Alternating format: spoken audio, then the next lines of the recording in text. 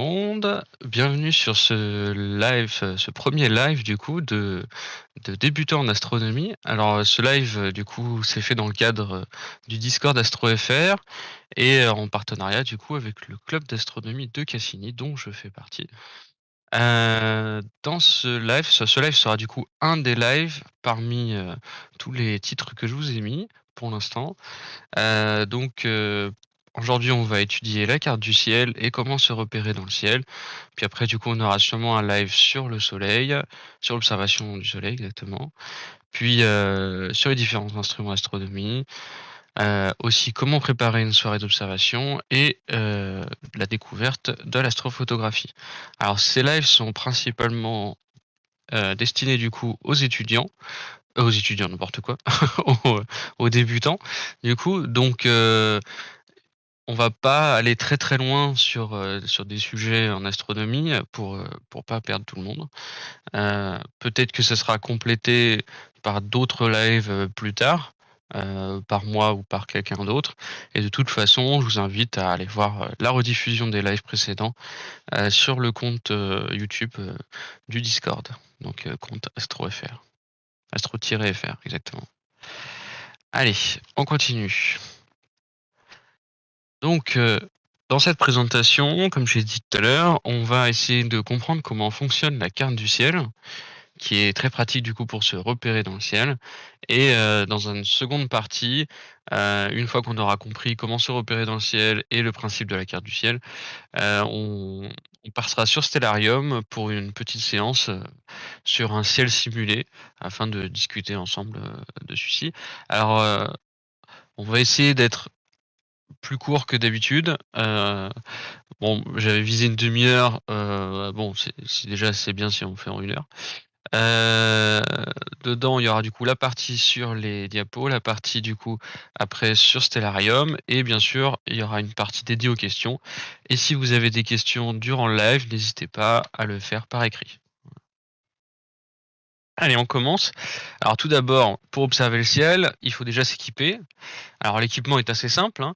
On va avoir besoin d'une lumière parce qu'on est dans le noir quand même, une lumière rouge parce qu'il faut savoir que vos yeux en fait sont très sensibles au vert, donc c'est pour ça qu'on n'utilise pas de lumière verte, ça évite de s'éblouir.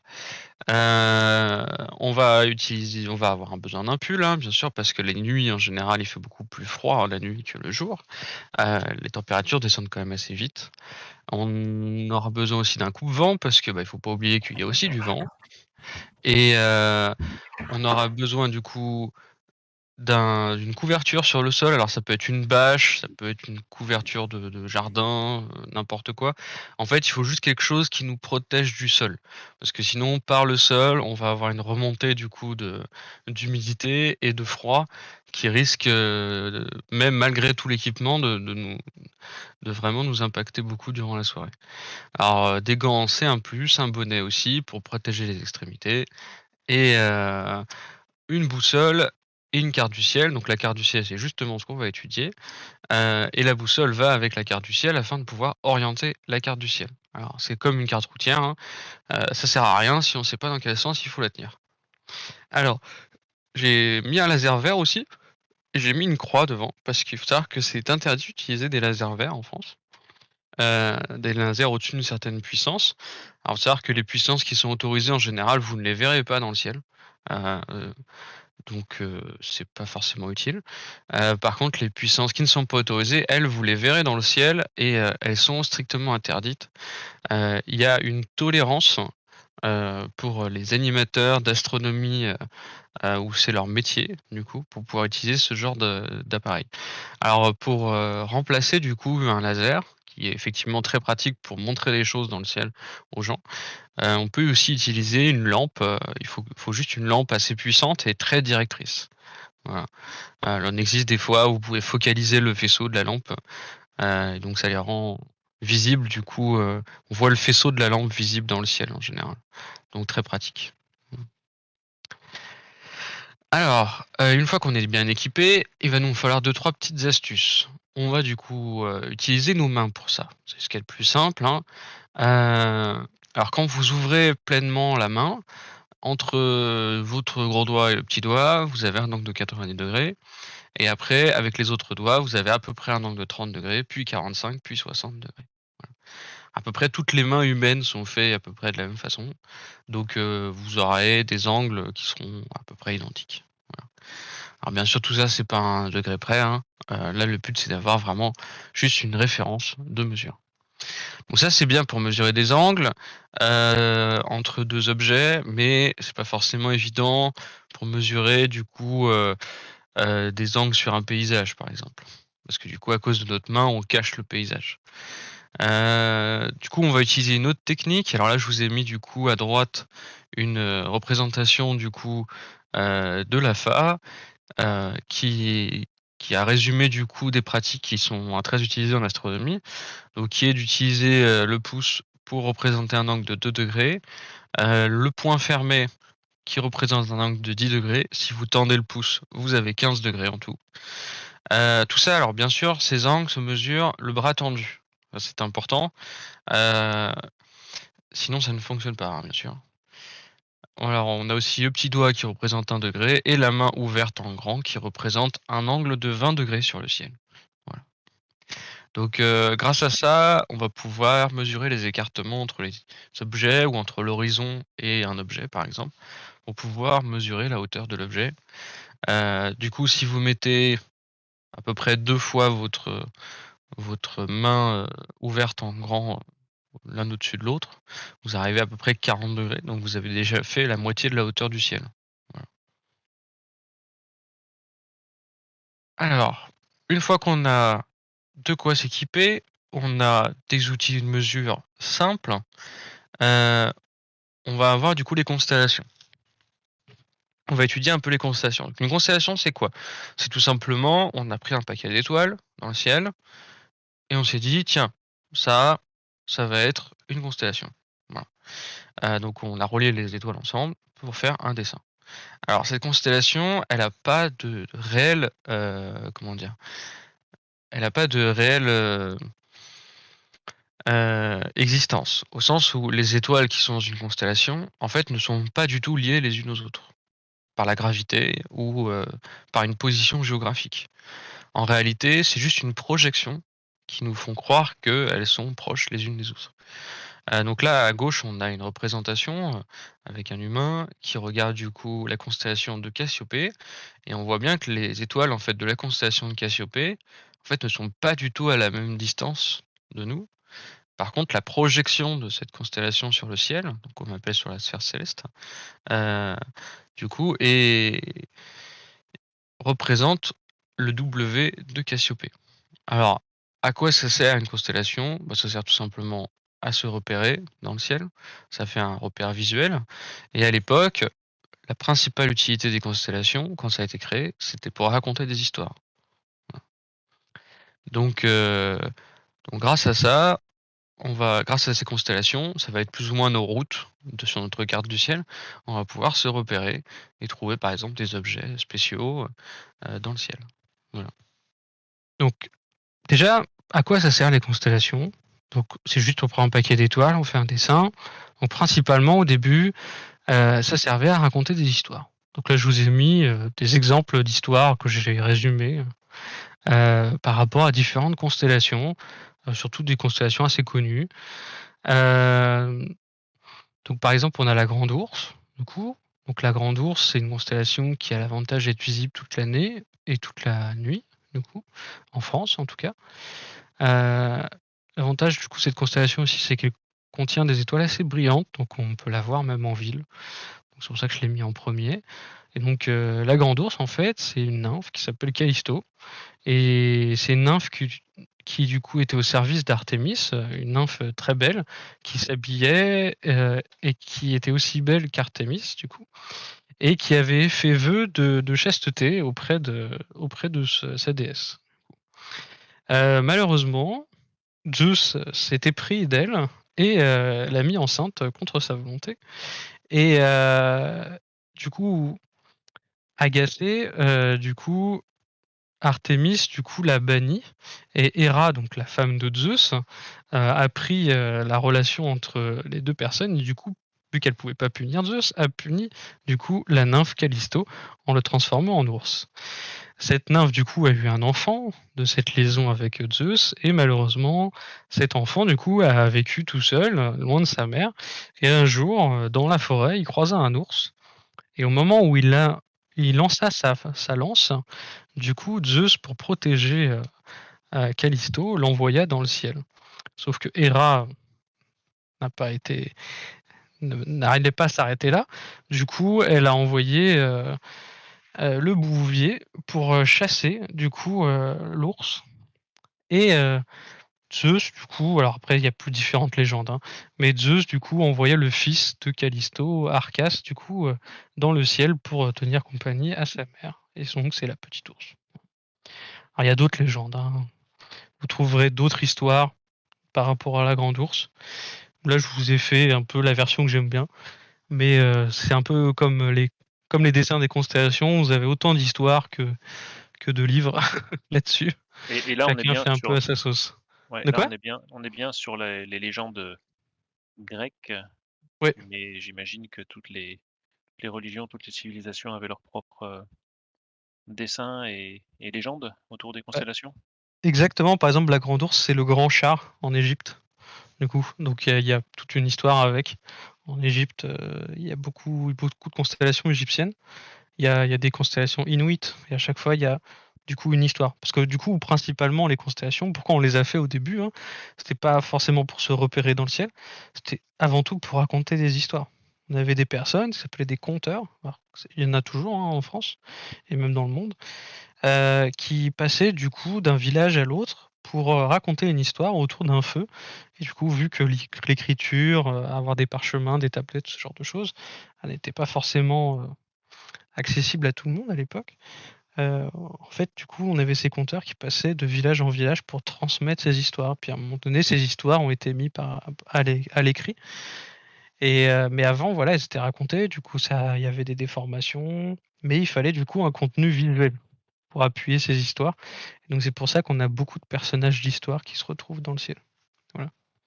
Intéressant. Ah oui, on verra dans Stellarium d'ailleurs tout à l'heure, peut-être, Oui, ces différentes constellations. c'est ça. Là, je vous dis pas qui est qui pour l'instant, mais c'est pour vous parler des constellations rapidement. Bon, après, par exemple, j'ai parlé de l'Aigle, donc c'est une constellation qu'on trouve surtout en été, du coup. Et alors, c'est le symbole de Zeus en fait, hein, l'Aigle. Donc c'est pour ça qu'il y a un aigle dans le ciel. Il y a aussi une histoire avec, mais c'est principalement pour ça qu'il est dans le ciel. On retrouve par exemple Andromède, j'aime bien cette histoire parce que en fait dedans il y a plusieurs constellations. Vous allez retrouver Andromède, Céphée, Cassiopée, du coup, et Persée. Et tous ces personnages sont dans le ciel. Et ils sont les uns à côté des autres en plus. Ça tombe bien. Voilà, donc on voit vraiment le concept de vraiment raconter une histoire grâce au ciel. Voilà. D'accord. Donc par exemple pour Andromède, bah, voilà, c'est la fille du roi Céphée. Donc le roi Céphée, alors, je sais pas si vous voyez ma souris, du coup. Si, si, on la voit. Et du coup, on a Andromède ici, accroché. On a Cassiopée ici. Et on a Céphée ici. Et on a Persée ici. Avec la tête de la Gorgone, du coup, dans les mains. Voilà. Et donc, ces 4 personnages sont liés par une histoire. C'est l'histoire que j'ai mis là. Bien sûr, c'est une histoire, hein, c'est comme l'autre, hein, il en existe plusieurs, hein, plusieurs versions, plusieurs romans différents, chacun ayant retranscrit la légende à l'écrit de façon légèrement différente. On a la constellation d'Orion aussi, qu'on retrouve ici. Euh, je dis pas de bêtises. Oui, ça ici, du coup. Et derrière, on a un chien qui est le chien du coup d'Orion. Voilà. C'est lui ou c'est pas lui d'ailleurs? Bon, bref, c'est pas grave. Après, on a le cygne aussi. Donc, le cygne, c'est une apparence qu'a pris Zeus, du coup, pour séduire Leda, avec qui il a eu une fille, du coup, qui s'appelle Hélène, la fameuse Hélène de Troie. Du coup, Ah d'accord. voilà. Après, on retrouve, comme ça, quand on regarde un peu les dessins, on peut retrouver des constellations qu'on connaît tous à peu près. Donc, on a le taureau, le bélier, le poisson, le verseau. Qu'est-ce qu'on a d'autre? Euh, Ou les autres. Alors, oui, Verseau, Il y a le la licorne Gémeaux, la je licorne, suppose. les Gémeaux, ouais, Et le Cancer, du coup. le Lion. Et le Lion. Ah oui, on voit un petit bout. Mmh. Voilà, bon, tout ça, c'est constellations, vous les connaissez bien. C'est les fameuses constellations du zodiaque, du coup. On en parlera un petit peu après sur Stellarium, du coup. Alors, on va faire une petite parenthèse pour parler un peu de la rotation de la Terre. Alors, parlons un peu de science. Revenons un peu les pieds sur Terre. Là, vous avez deux illustrations de bonhommes. Du coup, si vous êtes un bonhomme à peu près à la hauteur de la France, vous pouvez voir que le ciel, du coup, tourne, qui fait à peu près un tour en 24 heures. À peu près, en fait, c'est pas exactement 24 heures, c'est 23h56 minutes et quelques secondes.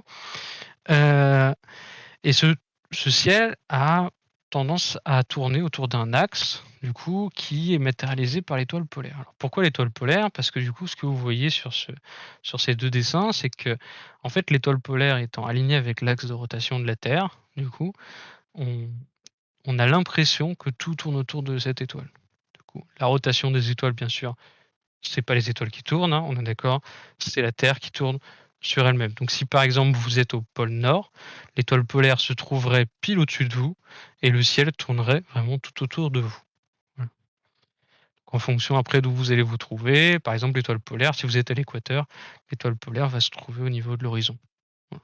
Et vous allez voir que la moitié de la rotation. Voilà pour concept étoile polaire. On va mieux le voir sur Stellarium. Attends, là, Là, j'ai je penche la tête là pour essayer de voir comment ça fonctionne.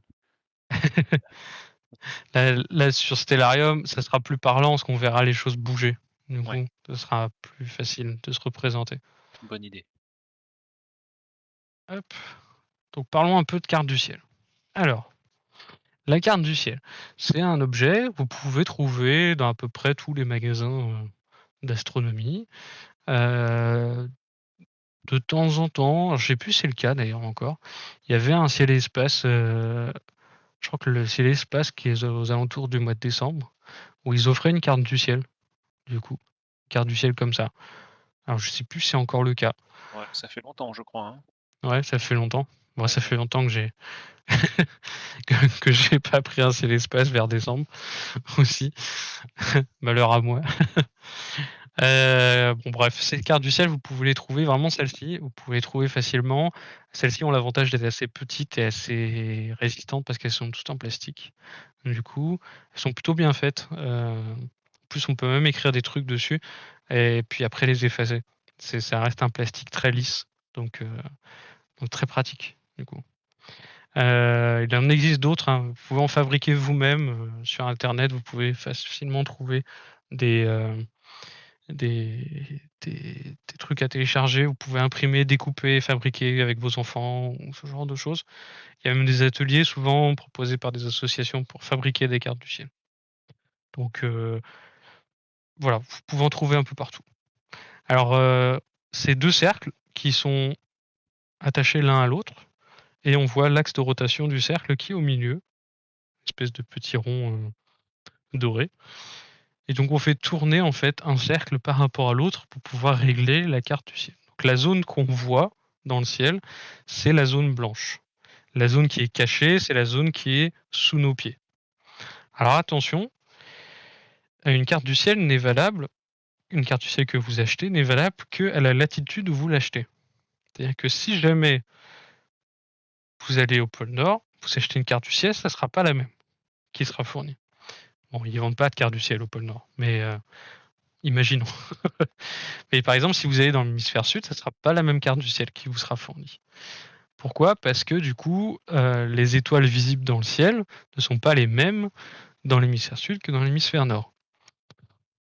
Ça Donc je rapp mériterait aussi une petite Ouais, démo, dans oui, Stellarium. Ouais. aussi, ouais, je La suis tout à latitude fait du lieu. d'accord. Ouais, ouais.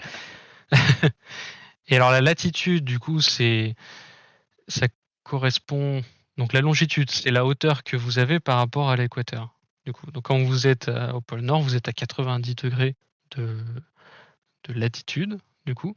Quand vous êtes à 0° de latitude, vous êtes au niveau de l'équateur, du coup. Et quand vous êtes à -90°, vous êtes au pôle sud. Par contre, la longitude, c'est on a fait un repère qui est, ce qu'il est.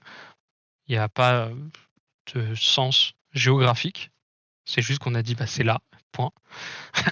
C'est du coup, le méridien de Greenwich qui définit le 0 en longitude. Et après, quand vous vous déplacez sur la Terre, à la même latitude, en fait, vous, petit à petit, vous augmentez la longitude. Donc par exemple, si vous êtes à l'opposé du méridien de Greenwich, donc vers la Chine à peu près, Chine, Japon, un truc comme ça, à peu Ouais, près, vous êtes du coup à 90°, ah non à 180° de longitude. Voilà. Et après, donc ça va de +180 à -180. Alors que la latitude, ça va de 0 à +90 et de 0 à -90. Vous d'accord. pouvez trouver des cartes du ciel fixes. C'est-à-dire c'est des cartes du ciel souvent, par exemple à la nuit des étoiles, c'est fourni dans les ciels espace. Vous avez des cartes du ciel en carton qui ne sont valables que pour une heure précise qui est indiquée dessus et à cette heure-là, ça sera toujours valable à peu près pendant l'équivalent d'un mois. Donc on va dire 2 semaines avant et 2 semaines après, la carte restera à peu près valable. Voilà. À condition de regarder à l'heure indiquée. Et pareil, cette carte ne sera valable qu'à une latitude et une longitude précises. Voilà. Si vous changez un peu de latitude et de longitude, c'est possible que la carte soit plus exactement la même. En termes d'utilisation, alors là, j'ai mis la carte du ciel d'une certaine façon. Ce qui nous intéresse, nous, ça va être de faire tourner du coup le cercle qui est au-dessus, donc qui est le cercle constitué de la partie bleutée, par rapport au cercle qui est en dessous, sur lequel sont indiquées les heures. Donc le cercle qui est au-dessus, il y a la partie bleutée, mais il y a aussi les jours et le mois qui est indiqué. Donc quand on va faire tourner la partie du dessus par rapport à la partie du dessous, on a les mois qui vont tourner et les heures qui vont rester fixes. Donc le but, quand vous allez utiliser cette carte du ciel, pour la régler, il va falloir regarder quel jour on est. Donc par exemple, nous, on est le 20 octobre. Donc on va prendre ce chiffre-là, 20 octobre, et on va le faire tourner pour le mettre devant l'heure indiquée. Alors attention, l'heure indiquée, c'est l'heure universelle. C'est pas l'heure d'où vous êtes. Donc ce qu'il faut, changer l'heure et adapter l'heure par rapport à l'heure où vous êtes sur Terre. Heu, ça permet que cette carte, elle soit valable pour n'importe quelle longitude. La latitude, pour le coup, c'est ça, vous pouvez rien y faire. Par contre, la longitude, l'heure qui va être décalée, ça va correspondre à l'heure de différence que vous avez par rapport à l'heure universelle. Par exemple, alors hésite pas à me dire si je dis des bêtises parce que je me trompe Vas-y, toujours. vas-y, vas-y, Je crois, si du j'arrive coup, à suivre. on est déjà sur l'heure d'hiver, je crois? Non, on est encore en heure d'été. Non, on est encore en heure d'été? Ah oui, Mmh, on n'est pas encore passé. c'est dans Du une coup, semaine. on est en heure d'été. Du coup, il faut retirer 2 heures Ouais, ou 1 heure? 2 heures? Je 2 sais heures, plus. 2 heures, 2 heures. 2 heures, voilà. Tu vois, je me trompe toujours. Donc vous retirez 2 heures quand vous êtes en France, en tout cas, en heure d'été et vous retirez 1 heure quand vous êtes en heure d'hiver, donc bientôt. Heu, En heure d'été, du coup, là, il est 21h42, donc on va dire qu'il est, du coup, 19h42 en temps universel. Donc je vais prendre le 20 octobre et je vais le mettre devant 19h42. C'est-à-dire que je vais le faire tourner la carte dans le sens anti-horaire jusqu'à arriver à 19h et hop, 42 dans cette zone-là. Voilà. Et du coup, en faisant ça, la partie blanche indiquera le ciel observable. Alors, il faut l'avoir fait une fois, hein, pour bien comprendre. Donc, je vous invite à le tester par vous-même avec une carte du ciel. Là, comme ça, à décrire avec les mains, c'est pas facile. Faudrait, je pense, limite faire une vidéo pour vraiment Ouais. vous montrer. ça serait plus simple. Mais là, par Mais par contre, on c'est pas peut on possible. peut on peut faire l'inverse, c'est-à-dire que là, la partie blanche, elle montre le ciel qu'on verrait, par exemple, je sais Alors pas, je j'ai le donné 15 2 janvier. exemples. Ah voilà, Donc là, par exemple, si on prend le 20 octobre, on peut dire que la partie blanche, elle indique le ciel qu'il est à 5h45 le 20 octobre. Voilà. TU. Donc c'est le ciel en fin de nuit, en ce moment, qui est visible. Effectivement, par exemple, on peut voir la constellation du Lion, qu'on voit effectivement très bien en fin de nuit en ce moment. Voilà. On trouve d'ailleurs la grande ourse qu'on parlait tout à l'heure, et la petite ourse aussi qu'on parlait aussi. Puis on a Cassiopée, Persée, Andromède, du coup, là, par exemple. Et c'est fait. Donc nos fameux 4 personnages qu'on parlait tout à l'heure, ils sont là. Voilà. On voit d'ailleurs qu'Andromède est en train de se coucher. Alors, changer de slide, on va prendre des petits repères qui Ah vont ouais, aider à lire cette carte du ciel. Alors, donc la ligne qui passe là, c'est la ligne nord-sud. C'est-à-dire que ici c'est le nord et ici c'est le sud. Et la ligne que vous voyez là, qui est courbée, c'est la ligne est-ouest. Donc, alors attention, c'est pas une carte à mettre au sol, c'est une carte à mettre au-dessus de votre tête. Donc si vous la regardez au sol, l'est et l'ouest vont être inversés par rapport à l'est et l'ouest réel dans le ciel. C'est-à-dire que si jamais vous voulez vraiment la voir correctement, il faudrait que vous la mettiez au-dessus de votre tête et pas vers le sol. C'est pas comme une carte routière, c'est dans l'autre sens, du coup.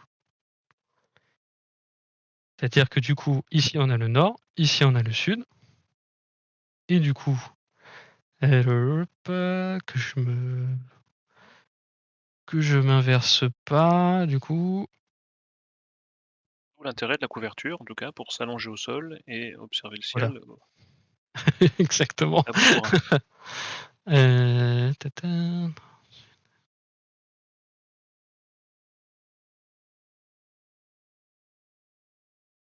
Donc ici on a l'ouest et ici on a l'est. Voilà. Si vous regardez par rapport à une boussole devant vous, vous verrez que c'est l'inverse, du coup, si vous mettez ça au sol. Ouais, l'est au Mmh. levant. Voilà, donc Et tout se lève ici et mmh, tout se couche ici.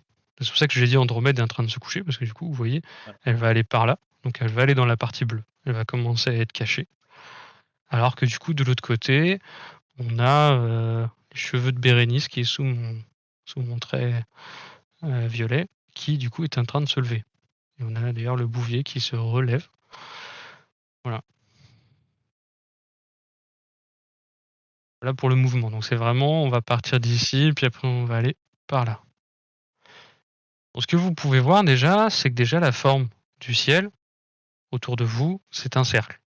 Sauf que là, c'est pas un cercle. Ouais, Là, c'est pas un cercle, du coup. Donc bizarre.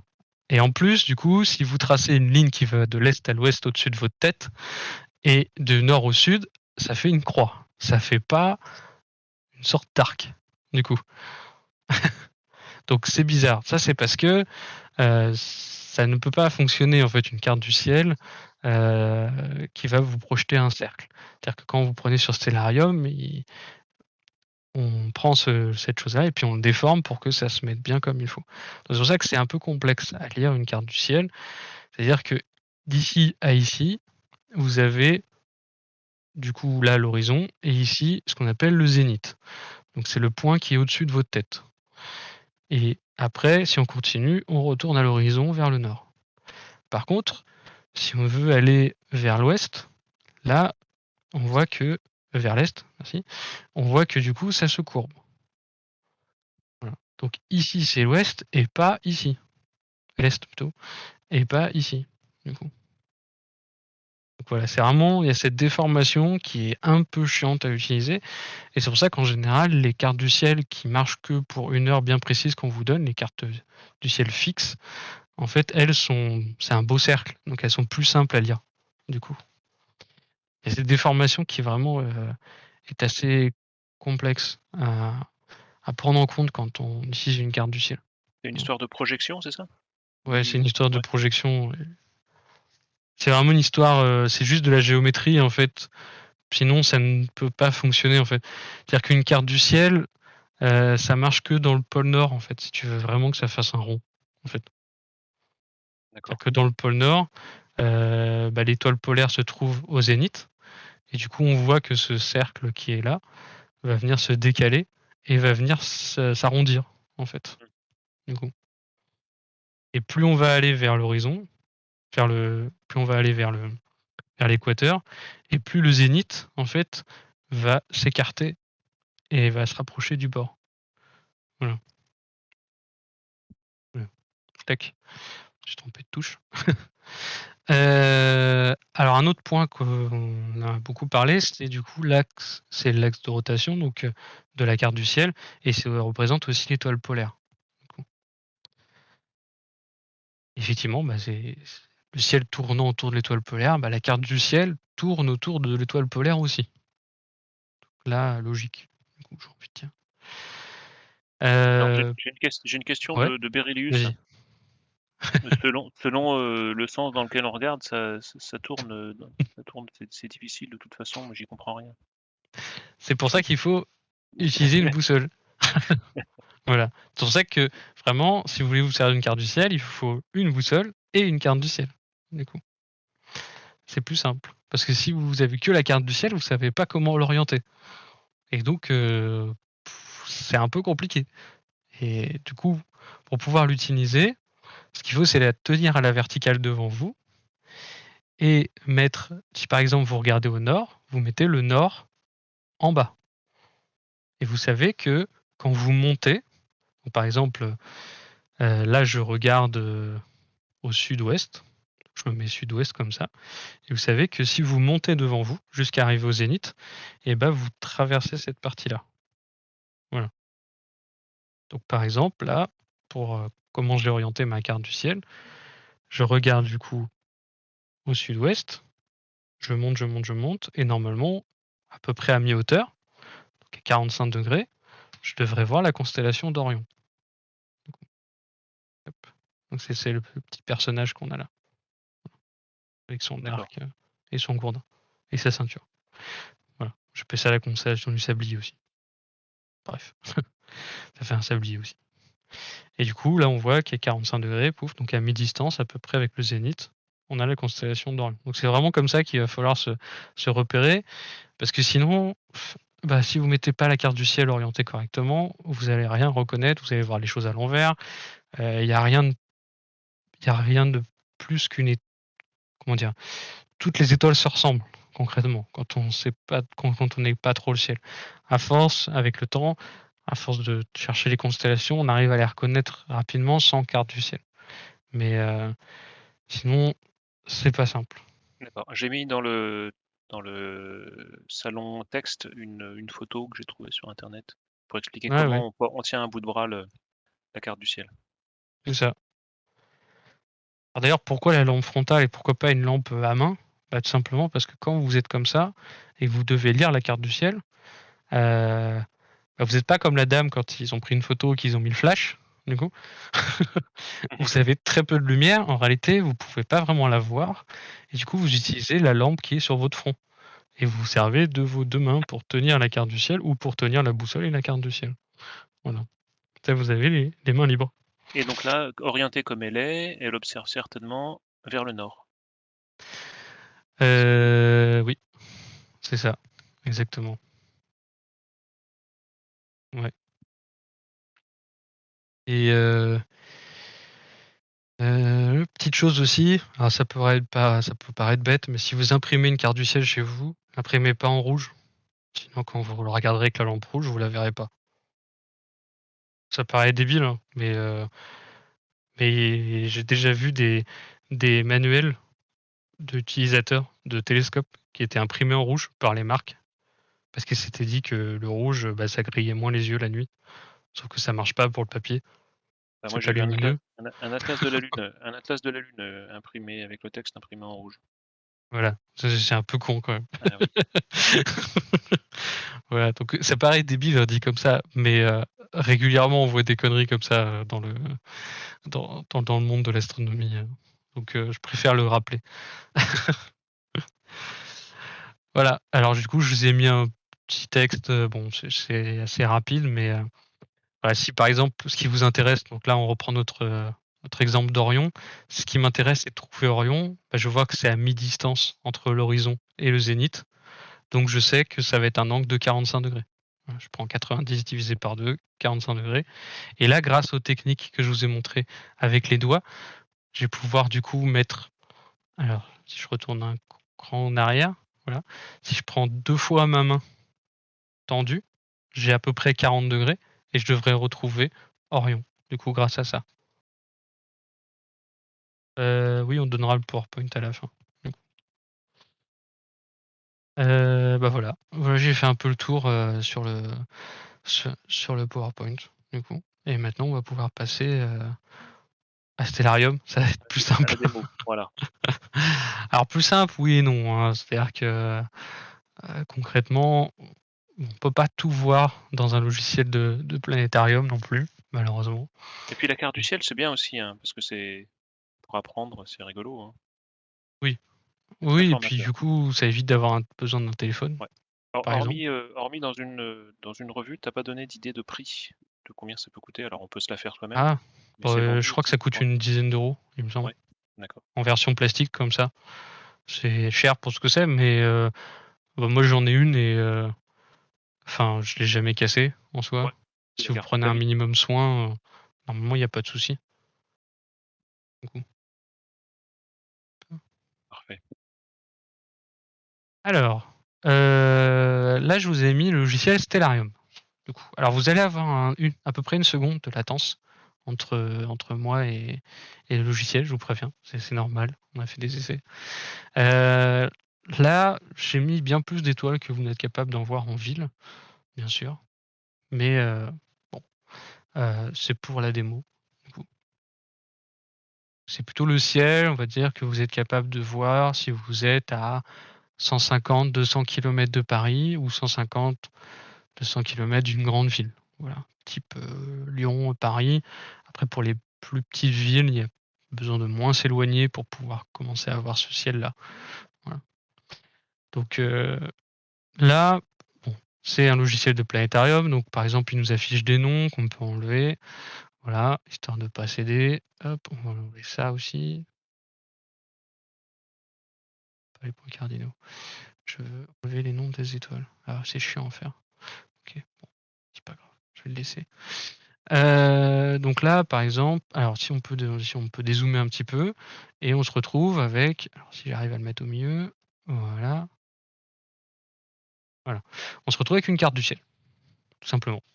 Voilà, une carte du ciel numérique. Alors, on retrouve du coup nos directions cardinales, donc nord, sud, est, ouest. Donc bien sûr, hein, tout ça c'est au-dessus de nos têtes. Donc voilà, il y a une inversion, hein, faire attention. On voit qu'on a une sorte de truc, dégueulasse au milieu du ciel, qui s'appelle la Voie lactée, hein, tout simplement la galaxie dans laquelle on se trouve. Ça peut-être qu'on en parlera dans un live des galaxies, mais plus tard, du C'est coup. noté, c'est noté, c'est noté.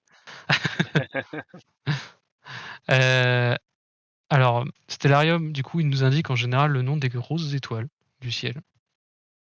Après, il a sa façon de on peut lui demander un peu plus de noms aussi, d'afficher un peu plus de noms. On peut lui demander d'afficher le nom des planètes s'il y en a d'observables aussi, voilà. Et on peut lui demander le nom des constellations, le nom de plein de choses, voilà. Par exemple, alors si je lui fais ça, touc, on peut lui demander plein de choses aussi. Ah voilà, c'est ça que je cherchais. On peut lui demander d'augmenter la pollution lumineuse. Voilà, bon, c'est un peu violent là.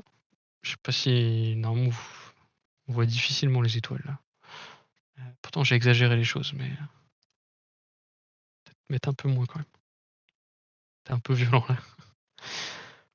Ah donc ça c'est Je vous invite à me mettre en plein écran, hein, pour cette partie-là, parce que sinon vous allez galérer à tout voir. Effectivement, c'est Bérélus. Là, on s'y reconnaît un peu mieux, c'est ce que vous pouvez plutôt voir en ville. Voilà, en termes d'étoiles. Vous voyez que c'est différent. On a pu, la Voie lactée qu'on voyait tout à l'heure, qui traversait le ciel, on a beaucoup moins d'étoiles qui sont visibles. On retrouve les grosses étoiles, hein, qui sont encore là, mais bon, c'est plus aussi visible qu'avant. Donc, on va faire avec un peu plus d'étoiles quand même que ça, mais je vais pas tout mettre. Ça vous permettra d'avoir un ciel un peu plus réaliste sur ce que vous pouvez voir. Alors, j'espère qu'il y en a qui ont un ciel un peu mieux que ça quand même, dans les gens qui nous écoutent. Mais en tout cas, pour les gens de la ville, bien sûr, il faut pas se mettre sous un lampadaire, hein, pour pouvoir voir le ciel. Vous pouvez vous mettre dans un petit parc, hein, même dans Paris, on commence à voir des constellations, hein. Il suffit juste de pas être exactement sous un lampadaire, d'à peu près vous isoler et de regarder le ciel, quand il fait beau, bien sûr. Donc, ce qui va nous intéresser, c'est une constellation qui est ici, qu'on appelle en ville, du coup, la grande casserole. Parce que vous voyez, ça fait comme une casserole, donc on a, du coup, un manche ici et un récipient. Voilà. Tac, comme ça. Alors pourquoi on l'appelle la grande casserole? Parce qu'en fait, en réalité, ça s'appelle la grande ours, mais la partie, qui a des étoiles très lumineuses, en fait, dessine une casserole et malheureusement, c'est tout ce qu'on voit en ville. Voilà. Donc, souvent, on résume par la grande casserole, mais c'est pas un nom officiel, hein, de constellation. Voilà, son nom officiel, c'est la grande ours. Donc elle se trouve ici. Alors ça va être notre point de départ pour, quelques constellations. Pourquoi? Bah, parce que c'est une constellation visible un peu partout en France. Et surtout, elle a le bon goût de jamais se coucher, c'est-à-dire qu'au sens, elle est visible toute la nuit et toute l'année. Donc elle va tourner à peu près comme ça, autour d'un point central, qui est la fameuse étoile polaire qu'on parlait tout à l'heure. Et du coup, on la verra tout le temps et donc elle pourra tout le temps nous servir de repère dans le ciel. Voilà. Alors, on va la sélectionner. Ouh. Oui, ça, j'avais oublié qu'il affichait tout ça, c'était l'arium. Ah oui, ça marche pas comme le planétarium. C'est pas grave. Hop, on va se mettre dessus. On va zoomer un petit peu. Voilà, pour mieux voir. Mettre plein nord. Voilà, ça sera plus simple. Donc là, pour information, je suis en train de simuler le ciel qu'il y a maintenant. Ça tombe bien, il fait nuit, il est 22h. Aujourd'hui. Voilà, hein, donc on est bien le 20 octobre 2022 à 22h01. Et on a bien un UTC +2, donc on a le temps universel +2. Donc en réalité, en temps universel, il est 20h. Donc vous devez mettre dans la carte du ciel 20h. Voilà. Donc on retrouve notre grande casserole qui est toujours là. Voilà. Le manche et le récipient. Alors en fait, vous pouvez dessiner un ours. Par contre, il faut moins de pollution lumineuse. Si vous voulez voir un peu mieux les étoiles. Hop. Moins de pollution lumineuse. Zoomer un petit peu. Donc on a la queue de l'ours ici. On a le corps de l'ours avec les 6 étoiles qui sont là. On a la tête de l'ours avec l'espèce de triangle qui est là. On a les pattes avant avec le bout des pattes qui sont les 2 petites étoiles qui sont là. Et on a les pattes arrière où il y a 2 petites étoiles mais qui sont sous l'horizon. Alors si j'enlève le paysage, est-ce qu'on les voit? Non, on les voit pas bien. OK. Donc ça part comme ça. Alors moi, je vous le dessine d'une certaine façon. Hop. Mais par exemple, Stellarium le dessine pas exactement comme moi. Voilà. C'est ce que je vous disais tout à l'heure, c'est-à-dire que vous allez ouvrir plusieurs bouquins d'astronomie, ils auront plusieurs façons de dessiner les constellations. Il y a souvent des choses communes, mais après, dans la façon de relier les différentes étoiles, des fois, ça diverge, du coup, d'un logiciel à l'autre ou d'un livre à l'autre. Donc ne vous focalisez pas sur une façon de dessiner l'ours. Si quelqu'un vous dit là, autre chose, ça sert à rien de s'en prendre à lui. Il a peut-être vu la constellation dans un autre livre que vous, tout simplement. Voilà. Donc on retrouve un peu l'ours. Alors ours un peu bizarre, hein, parce que du coup il a une grande queue, ce qui est assez bizarre. Voilà. D'ailleurs il y a une petite histoire par rapport à cet ours, c'est-à-dire qu'au Moyen-Âge, oui, on peut afficher, ouais, effectivement. Oui, je peux faire ça aussi. On voit mieux l'ours comme ça. Effectivement. Et dommage, c'est que c'est vrai que ça, je peux faire ça dans Playtime, mais pas dans Stellarium, c'est que quand on clique sur une constellation, ça affiche que la constellation qui nous intéresse et pas toutes les constellations. Mais bon, tant pis. Donc la grande ours, ce qui est assez marrant, c'est que si vous regardez bien ici, en fait, il y a 2 étoiles. Et donc, alors je sais pas si c'est vrai ou si c'est une légende, mais au Moyen Âge, du coup, pour sélectionner les archers, en fait, on leur demandait de regarder dans le coin et de dire combien ils voyaient d'étoiles. Voilà. Et si jamais ils voyaient bien 2 étoiles, et bah, du coup, ils étaient sélectionnés en tant qu'archers, sinon, non. En fait, c'était un test de vue avant l'heure. Voilà.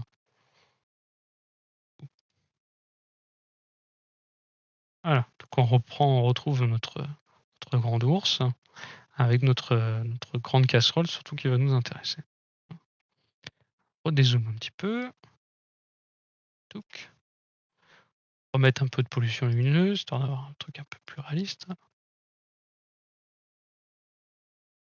Voilà. On a moins d'étoiles. Hein. D'ailleurs, vous voyez, on voit quasiment plus hein, les petites étoiles, potentiellement. Et donc là, ça représente vraiment ce que je vous disais, c'est que concrètement, on voit que les grandes étoiles de la grande ours, donc la grande casserole. Ce qu'on va faire, c'est qu'on va prendre ces 2 étoiles-là, et en fait, dans le ciel, ce que vous pouvez vraiment faire, c'est tendre votre bras, fermer un œil, et mettre un doigt là et un doigt là. Du coup. Et ça va vous permettre de pouvoir prolonger 5 fois la distance qu'il y a entre ces 2 étoiles vers l'intérieur de la casserole. Donc si on le fait ensemble, ça fait à peu près 1, à peu près 2, à peu près 3, j'ai complètement foiré, 4 et à peu près 5. Donc, normalement, on arrive là. Si on fait 5 fois cette distance-là, en ligne droite, on arrive ici. Et donc cette étoile-là, c'est la fameuse étoile polaire, du coup. Donc ça, c'est du coup une façon assez simple de pouvoir repérer l'étoile polaire. Alors, il faut avoir repéré la grande ours, bien sûr, mais du coup, si on a pris l'habitude de la repérer, au début avec une carte du ciel, puis après sans carte du ciel, on peut facilement retrouver l'étoile polaire. Alors pourquoi elle est intéressante, cette étoile polaire? C'est tout simplement parce que elle permet d'indiquer l'axe de rotation de la Terre. Et donc en astronomie, c'est pratique pour pouvoir suivre les étoiles. Utilisant une monture, etc. Tiens, ça peut être un sujet de vidéo d'ailleurs, de live. C'est une monture d'astronomie. Comment ça marche? Attention, attention, ça s'accumule, hein. Oui. Ce sera la deuxième partie, ça c'est pas débuter en astronomie, ce sera pour aller plus loin, tu vois, un truc comme ça. Donc on retrouve notre grande casserole, l'étoile polaire qui est là, et du coup si on continue encore, on arrive à un petit groupe de 5 étoiles. Alors, ça fait pas exactement ligne droite, ça fait une petite courbe légèrement. On arrive à ce groupe-là qui est du coup la constellation Cassiopée, qui en fait dessine un W. Hop, voilà, je vous le dessine ici. Exactement, c'est le trône de la reine Cassiopée. Et on voit que l'étoile polaire fait partie aussi d'une constellation qui s'appelle la fameuse Petite Ours, ou si on peut dire Petite Casserole hein, dans ce cas-là, au vu de ce qui est affiché. Et d'ailleurs, vous pouvez voir qu'à part une étoile et cette étoile-là, enfin les 2 étoiles du bout en fait, si j'enlève les lignes, les 2 étoiles au bout, et l'étoile polaire, on va dire qu'elle est quasiment pas visible en ville, la petite ours. Ah, en ville, on s'entend bien, ça dépend de la ville. Du coup, mettre un petit peu moins de pollution lumineuse, on commence à limite deviner un petit peu les autres étoiles de la petite ours. Donc par exemple, si là ce que je vais faire, c'est que je vais accélérer un peu le temps. Alors je vais enlever l'atmosphère, sinon on va être ébloui quand le soleil va se lever, plus doucement. Là. Et donc ce qu'on peut voir, c'est que déjà on voit que la grande ours tourne bien autour de l'étoile polaire. On a Cassiopée qui est ici, qui tourne bien aussi autour de l'étoile polaire. Et on voit surtout, si je réactive le sol, vous voyez le sol est là, hein, l'horizon, on voit très bien que ces 2 constellations, Cassiopée et la Grande Ourse ne se couchent jamais. Et surtout qu'elle tourne et que l'étoile polaire a l'air fixe. Voilà. Donc ça nous indique bien que l'étoile polaire, elle est alignée avec l'axe de rotation de la Terre. Et ces constellations qui ne se couchent jamais, qui sont visibles toute l'année, on appelle ça des constellations circumpolaires. Voilà. Alors ça, Donc très j'imagine que pratique. c'est Ouais. vrai à notre latitude.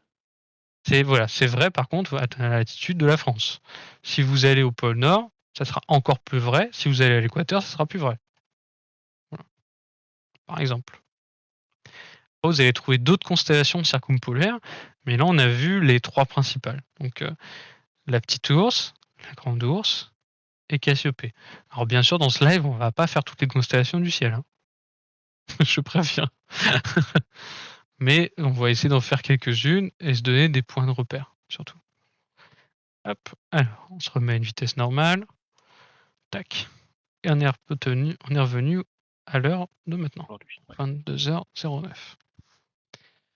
Alors une petite constellation sympa à trouver en ce moment, c'est du coup la constellation du Bouvier. Alors la constellation du Bouvier, elle a la particularité d'avoir une étoile assez lumineuse.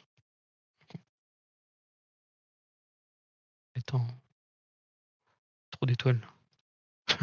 Pas réaliste. Et les mythes couchés en plus, hein. J'ai pas mis atmosphère, c'est pour ça. Et en plus, ouais, à cette heure-là, ça commence à être couché, là. Ouais. À cette époque de l'année. Ah, voilà. Là, c'est mieux. C'est plus réaliste. Ouais, après sur le live, j'avoue que c'est un On petit voit peu plus rien. ouais, on D'accord. peut remettre un petit peu moins de ouais. C'est bon, c'est bon, c'est bon. Ouais. Ça va là? Ouais, c'est bien là. C'est mieux, ouais. Ouais, ouais, c'est mieux.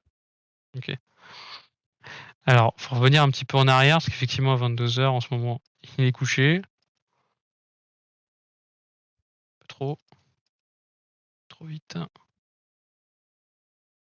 Voilà, c'est mieux. Donc on a l'étoile Arcturus, qui est une étoile jaunâtre, qui se trouve toujours derrière la Grande Ourse. C'est vraiment, c'est-à-dire si vous savez que le ciel du coup tout va d'est en ouest, en passant par le sud. Donc si vous passez par le nord, c'est dans l'autre sens, c'est d'ouest en est. Vous avez du coup Arcturus qui se retrouve toujours derrière la Grande Ourse. On peut se dire c'est le chasseur de la Grande Ourse. Voilà. Ah, Du coup, c'est vrai c'est ça? pour ça qu'il est toujours derrière. Voilà. C'est l'histoire? Ouais. Bah, c'est une D'accord, des histoires. Le d'accord. Bouvier, il a plusieurs histoires. Du coup. Alors moi, souvent, je lis. Alors, je vais enlever le sapin qui nous gêne là. Voilà. Hop. Un peu trop dézoomé. Voilà. Si on zoome un petit peu, on a notre grand ours, une grande casserole là, qui est là. Et du coup, on a l'étoile Arcturus. Et on peut dessiner une sorte de cravate. Voilà. Avec les étoiles qui sont là. Ou un cerf-volant en losange, comme vous voulez, avec les fils qui sont là. Ou le fil de la cravate. Et du coup, ça dessine du coup la constellation du Bouvier. Voilà. Qu'on voit là. Et là, on se retrouve encore avec des personnages d'histoire. Voilà. Le Bouvier, le chasseur, envoyé par Hera pour chasser ad vitam aeternam la grande ours. Et la grande ours qui tourne du coup autour de la petite ours pour le protéger. En fait. Voilà. Grâce aux constellations, on peut aussi retenir des petits trucs sympas. De la mythologie grecque. Oui, grâce à la mythologie et aux histoires, on peut retenir un peu les positions des constellations les unes par rapport aux autres. Ce qui est assez pratique. Remettons le sol, enlevons les constellations et on retourne à notre grand ours. Donc on a notre grand ours ici, l'étoile polaire, Cassiopée. On a le Bouvier qui se couche assez tôt, mais du coup qui va revenir, qui va réapparaître de l'autre côté très tard dans la nuit, donc vers 4-5 heures du matin. On a aussi en ce moment, alors si on met tout le ciel, on a du coup l'étoile Vega qui est une étoile légèrement bleutée et on a Altaïr qui est blanche avec un teint très très très légère de jaune, du coup, qui sont 2 étoiles très lumineuses du ciel, qui sont bien visibles en ce moment, qui sont surtout visibles toute la nuit en été. D'ailleurs, ça fait partie des 3 belles d'été, c'est comme ça qu'on les appelle. Et vous allez avoir une autre qui est ici, qui est actuellement au zénith, qui s'appelle Deneb. C'est celle qui est là. Voilà. Donc ces trois-là tracent à ce qu'on appelle le triangle d'été. Donc dans les cartes du ciel qui sont distribuées par la FAT tous les étés, pendant la nuit des étoiles, bah, vous avez ce fameux triangle d'été qui est représenté. Donc c'est ces trois étoiles-là.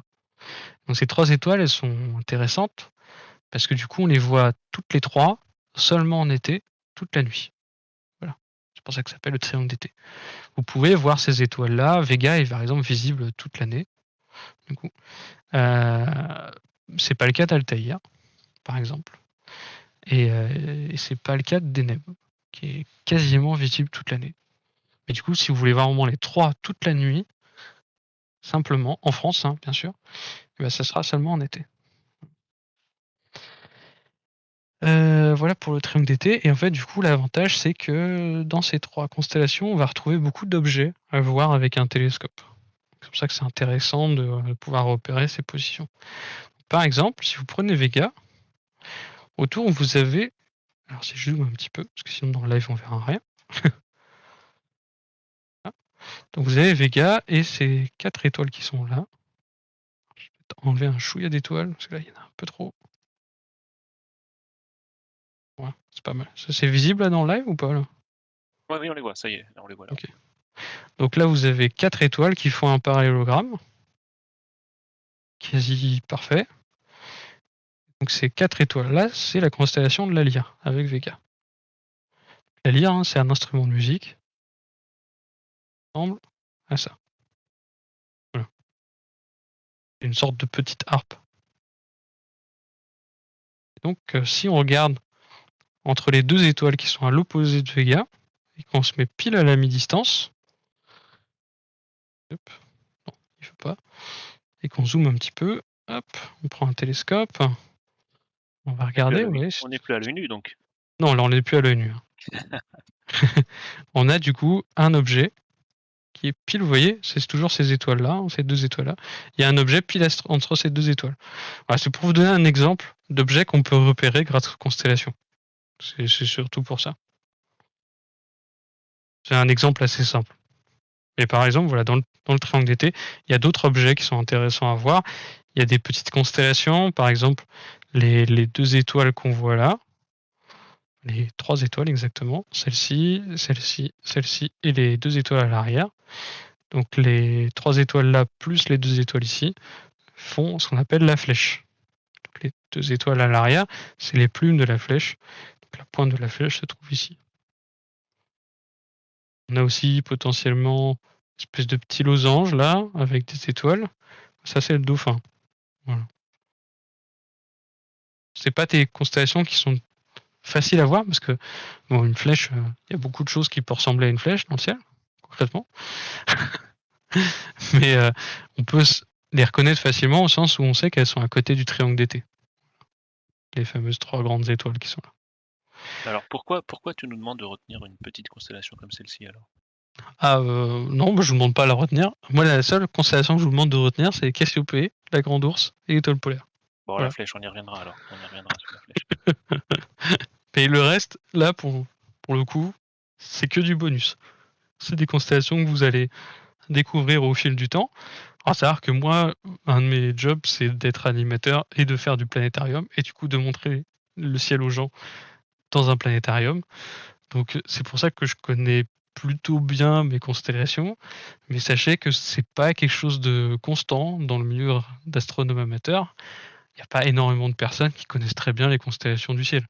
En général, on a juste besoin de la constellation qui nous intéresse pour observer un truc ce soir, et ça s'arrête là. Voilà. Après, faire tout le ciel pendant toute une soirée, on fait rarement ça avec un télescope, du coup. Ça arrive. Il y a des cas de figure où ça arrive, mais on le fait rarement quand même. D'accord. Par contre, à l'œil nu, bon, bah, on a que ça à faire, donc c'est l'occasion. Alors, et puis je pense que je vais conclure là-dessus. Ce qu'on peut voir aussi dans le ciel, c'est que certaines étoiles, enfin la plupart des étoiles que vous voyez dans le ciel, en fait, on ne voit pas sur le simulateur, là, en fait, mais scintillent. C'est-à-dire qu'elles clignotent très légèrement. Alors, il faut bien les regarder, mais toutes les étoiles scintillent. Par contre, si vous regardez dans le ciel ce soir, je sais pas s'il fait beau, je pars chez vous, mais en tout cas par chez moi non. Vous aurez 2 points assez brillants, mais ça n'a rien à voir, mais qui ne scintillent pas. Et donc ces objets-là, donc les objets qu'on voit là, actuellement à l'est et au sud, c'est du coup la planète Jupiter et la planète Saturne. Et en fait, la particularité des planètes dans le ciel, c'est que c'est les seuls points qui ne scintillent pas. Voilà. Alors Alors pourquoi? l'explication, Ah voilà. elle est assez complexe.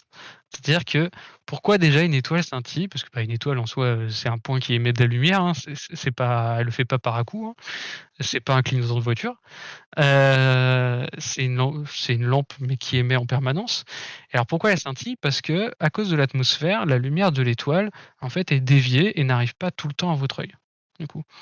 Donc des fois, elle arrive à votre œil, des fois, elle y arrive pas. Des fois, elle y arrive, des fois, elle y arrive pas, et cetera, et cetera. Et donc ça fait clignoter l'étoile. Voilà. Et ça, c'est le cas parce qu'une étoile, c'est tout petit par rapport à la distance où ça se trouve de nous. Donc c'est un objet qu'on dit ponctuel. Et vous pouvez prendre le meilleur télescope sur Terre, vous verrez toujours un point, quoi qu'il arrive. Sauf si vous avez un télescope qui fait la taille de la Terre. Voilà. C'est comme ça que vous avez pu voir dans la presse des photos de Betelgeuse, par exemple.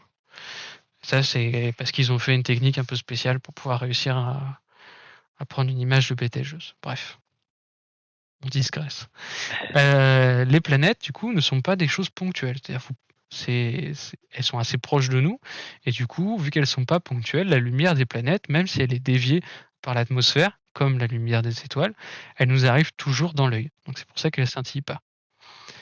Et d'ailleurs, si vous prenez un télescope, que vous regardez une étoile, bah, vous la verrez plus scintiller, parce que vous arrivez à obtenir assez de lumière pour qu'il y ait toujours un peu de lumière de l'étoile qui arrive dans votre télescope, et puis dans votre œil. Voilà. Vous la D'accord, verrez bouger, mais vous la verrez pas scintiller par contre. c'est le diamètre du télescope qui fait qu'on est, Bah, tu collectes plus de lumière, en ouais, fait. Du coup, dans ton œil, en fait, il y a plus assez de lumière quand l'étoile est bien déviée. d'accord. D'ailleurs, quand il y a beaucoup, beaucoup de turbulences atmosphériques, bah, même les planètes se mettent à scintiller. Mmh, Voilà. d'accord.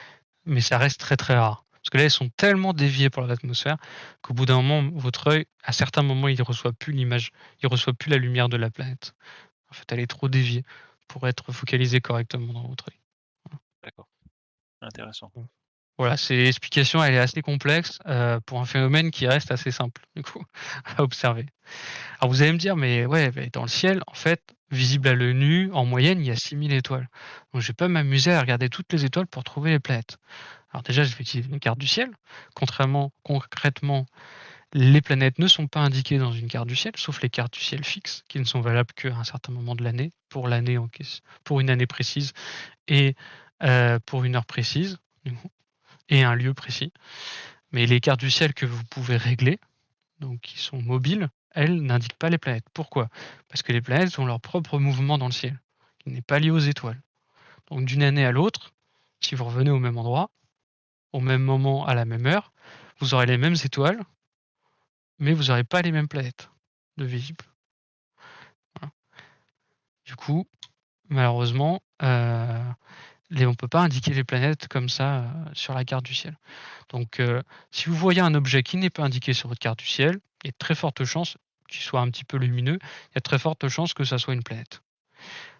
Si en plus il scintille pas, bon là, vous êtes encore plus sûr que c'est une planète, et en plus, s'il parcourt la même trajectoire que le Soleil dans le ciel, donc il va d'est en ouest, en montant à une certaine hauteur, donc pas très haut quand vous êtes en hiver et assez haut quand vous êtes en été, et bah, vous avez de fortes chances que c'est une planète. Pourquoi? Parce qu'en fait, toutes les planètes du système solaire, en fait, se baladent dans un disque. Donc ça, voir live sur les planètes du système solaire et ça, c'est pratique ça quand on en a fait d'autres. Ah, Heu, on mettra le lien dans la vidéo, ouais, qui sera diffusée sur YouTube. c'est ça. Du coup, toutes les planètes se baladent sur un disque et du coup, toutes les planètes sont sur le même plan, et donc quand on est dans ce plan et qu'on le regarde par la tranche, c'est un cercle, du coup, et donc nous, on voit la moitié du cercle, l'autre moitié étant sous nos pieds, et donc les planètes se déplacent au même endroit du ciel que la Lune et que le Soleil. Donc si vous voyez le Soleil passer comme ça dans le ciel, vous savez que à peu près dans cette zone, vous trouverez à peu près toutes les planètes en ce moment visibles. Mmh, D'ailleurs, si tu on est en été, donc il va pas d'est en ouest, il va du sud-est au sud-ouest, le Soleil. Donc il fait plutôt une boucle, comme ça, actuellement. tu peux montrer normalement les peut-être l'écliptique, Ouais, je dois en pouvoir le mettre. ou en bas sinon. Ah oui, ouais. Oui, il est on Écliptique, pouvait tu le peux le mettre, montrer. Ouais, hop, écliptique à la ah oui, date. c'est là. Ouais, Tac, voilà. voilà. Bon, pas exactement ce que j'ai dit, mais c'est à peu près ça. Donc voilà, la course du Soleil se trouve à peu près là. Donc en hiver, la course du Soleil est plutôt en dessous de la ligne et en été, elle est au-dessus de la ligne et du coup, les planètes, vous allez les trouver sur cette ligne imaginaire. Donc effectivement, Jupiter est là et Saturne est là et si on avance un peu le temps, tout voilà, on voit qu'on a un autre point qui vient d'apparaître et en fait, c'est Mars. Voilà, Mars qui, vous voyez, qui se lève, bientôt, qui s'est déjà levé d'ailleurs, parce qu'il est 22h24. Elle est déjà levée, mais là, elle est un peu basse sur l'horizon pour pouvoir être vue. Et on voit qu'en ce moment, on voit bien Mars, du coup, Jupiter et Saturne. Mais du coup, quand on sera 6 mois plus tard, ou même 1 an plus tard, si je fais un test, hop, tac, voilà, j'ai avancé d'une année. Donc on voit qu'on a Jupiter qui est toujours là, mais qui est plus au même endroit. On a Saturne qui est toujours là, mais qui est plus au même endroit. Mhm. Donc on voit que les étoiles n'ont pas bougé, mais que par contre les planètes ont bougé. Et d'ailleurs, le mot planète veut dire astre errant. Donc ça vient du mot grec planète, qui veut dire, du coup, qui se traduit par astre errant. Et en fait, parce que les Grecs qui ont appelé ces machins-là planètes, ils savaient pas que c'était un truc qui ressemblait à la Terre. Concrètement, ils ont vu des objets qui se déplaçaient par rapport aux étoiles. Du coup, ils les ont appelés astres errants. Voilà. Et après, on s'est rendu compte que ces machins-là, quand on a regardé avec un télescope, c'est la même classe d'objets que notre planète à nous, la Terre. C'est pour ça qu'on a gardé le mot et on a dit que la Terre, c'était aussi une planète. Je sais pas si j'étais très clair. Si, Du si, si, coup, si, si, c'est parfait. Astre errant, quelque chose du qui coup, bouge. si on avance un peu le temps, en 2023, on voit que, par exemple, Mars, qui est plus proche de nous et du coup qui se déplace aussi plus vite dans le système solaire, donc qui change plus vite de position dans le ciel, n'est plus après Jupiter là. Vous voyez, elle est plus là en 2023. Hop, si on avance un peu, là, hop, là on a c'est Vénus, voilà. Donc c'est plus du tout Mars. Mars n'est plus du tout au même endroit dans le ciel. Par contre, effectivement, Jupiter et Saturne, qui sont quand même assez loin du système solaire, dans le système solaire, ils sont assez loin de nous et assez loin du Soleil. Du coup, elles se déplacent assez lentement autour du Soleil. Pareil, voir live sur les planètes du système solaire pour plus d'infos sur ces planètes. Vu qu'elles se déplacent assez lentement, dans le ciel, vous les verrez pas se déplacer très rapidement par rapport aux étoiles. Elles vont être quand même plutôt fixes et c'est pareil pour Uranus et Neptune. Voilà, D'accord, alors et je parle pas de Pluton. Intrépide Drake nous précise que sur les cartes du ciel de Stellvision, il y a justement une annexe qui précise la position des planètes au cours Ouais, des mois. et dans les magazines, c'est l'espace aussi. Oui, Voilà. tout Vous à fait. avez d'ailleurs dans chaque magazine, c'est l'espace, une, et le magazine astronomie, je pense aussi, Oui, oui, oui, dans du coup. l'astronomie. Vous a Ouais, c'est ça, c'est l'astronomie plutôt, Oui, le nom du magazine, et vous avez du coup la carte du ciel pour le mois. Donc c'est une carte du ciel fixe qui est donnée avec la position des planètes dans le mois. Voilà. Ce qui est assez pratique, du coup. Et du exactement. coup, c'est aussi pour ça qu'on dit que souvent, les versions numériques sont quand même assez complémentaire avec la version papier.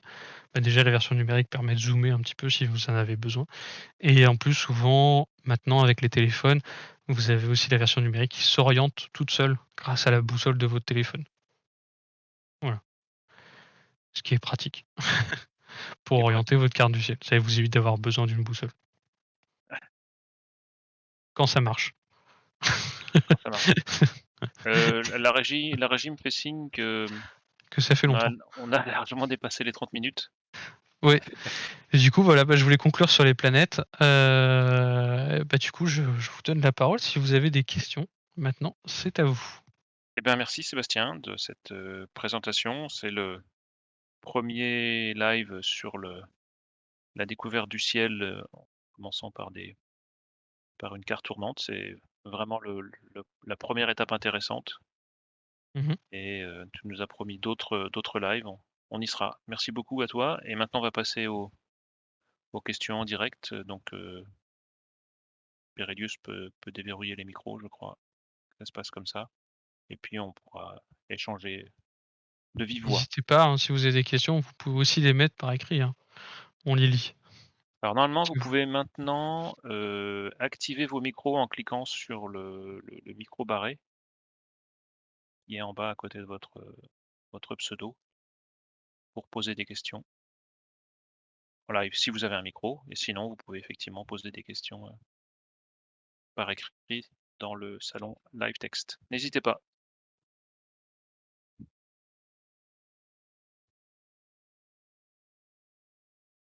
je vois des gens qui sont en train d'écrire des trucs. Ouais, oui, ça écrit, ça écrit.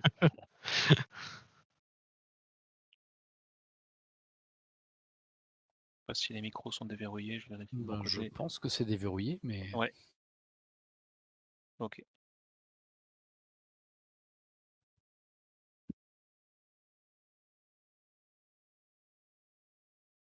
Street photo, vous pouvez intégrer sur Stellarium.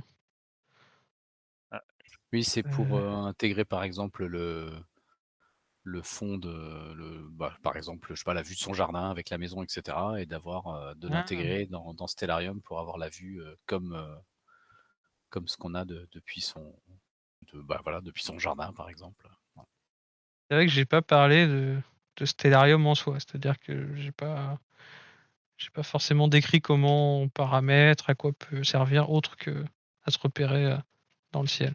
c'est un logiciel référence hein, en carte du ciel sur ordinateur. Je pense que c'est le plus joli, le plus Hmm. sympathique à utiliser, extrêmement complet. Oui. Vous avez le logiciel carte du ciel qui par contre est très moche, mais qui a l'avantage de bien délimiter l'emplacement des nébuleuses par exemple. C'est pratique. C'est vraiment un contour. Après, avec Stellarium, oui, on peut faire préparer ses observations. Quand on a D'autres chargé pas toutes les utilisés. cartes, quand on charge toutes les cartes, on peut avoir des étoiles très très faibles sur Stellarium. Ouais. Ça, c'est intéressant quand on fait de la photo, par exemple. On peut aller chercher la magnitude limite, par exemple. Vous pouvez aussi piloter un télescope avec Stellarium maintenant.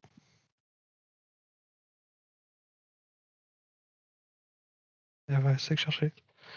Hop. On peut mettre Genève. Ok. Il n'y a pas de décor. On peut mettre d'autres trucs. On peut même changer Justement, c'est là les qu'on cultures. arrive à T'as de la pollution, par intégrer. contre. Ouais. Là, il y a de la Ah, pollution, ouais. tu Mais dans peux le peut-être paysage, voir effectivement, c'est là les... où on arrive à mettre son jardin, etc. Si jamais on prend des photos avec Street View enfin n'importe quelle application qui fait des photos en 360, en fait, ça permet d'intégrer à cet endroit-là, en fait, ces fameuses photos. Ouais. Ouais, vous pouvez ajouter, supprimer un paysage. Hop. C'est ici que ça se passe. Du coup. Vous pouvez même changer la culture. On a parlé de la culture, du coup, grecque, Ah oui, voilà. occidentale. Des Et vous constellations pouvez aller voir la inuites. culture inuite, par exemple. Il n'y a pas beaucoup de choses dans la culture inuite, hein, parce que du coup, ils ont principalement l'hémisphère nord. Du coup, pas énormément de constellations.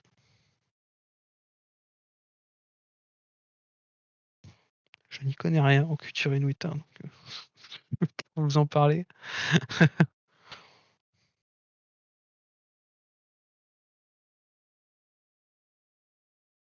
Plusieurs cultures occidentales maintenant.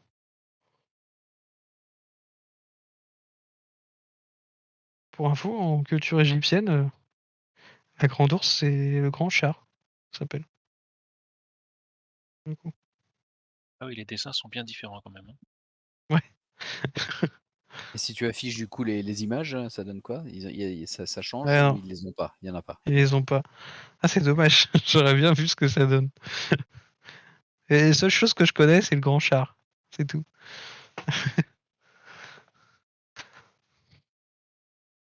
Marrant, il y a l'air d'en avoir beaucoup moins, constellations. Tu peux mettre les noms par contre, peut-être, non? Celui d'à côté, non? Oui. Ah oui, voilà. D'accord, eux, c'est pas grand char. Alors, du coup, ça doit pas être égyptien. Alors. Ouf. Oiseau. Les deux poteaux, j'aime bien. Ils ont le lion aussi, du coup. Ah voilà, en tout cas, je pense que s'il n'y a pas forcément s'il n'y a pas de questions en particulier, on peut peut-être Oui, bon, on va s'arrêter là. clore ce Hein. live. D'ailleurs, un truc rigolo. Si je fais ça, je change ma position, je me mets dans l'hémisphère sud. Là, par exemple. Ah, je crois par contre Et que t'as mis un décor. j'ai mis un truc à la con. Ouais. Arbre. Voilà. Ah non, c'est encore pire. Voilà, c'est celui-là Le truc par défaut, je crois. Le truc rigolo, c'est que quand on va dans l'hémisphère sud, c'est là qu'on s'aperçoit que les constellations, ça n'a plus rien à voir.